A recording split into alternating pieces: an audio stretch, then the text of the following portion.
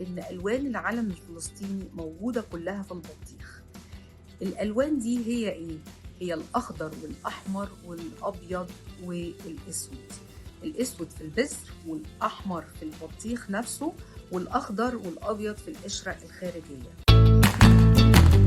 وبناءً عليه هم استعملوا البطيخ بدل ما يستعملوا ألوان العلم. يعني أنا موجود. طبعًا الفوبيا دي مش بعيدة عننا خالص، إحنا شُفناها بالفعل وقريب في بعض قنوات التلفزيون، لدرجة إنه كان في ضيفة هندية وكانت لابسة ساري هندي بألوان العلم الفلسطيني. فمكان من اللي أنتم فاهمين طبعًا إحنا بنتكلم عن مين، فمكان من الطرف التاني اللي هو كاره لهذا العلم ولهذه الهوية، إلا إنه انتقد السيدة الهندية، فقالت له: "ده الساري بتاع جدتي."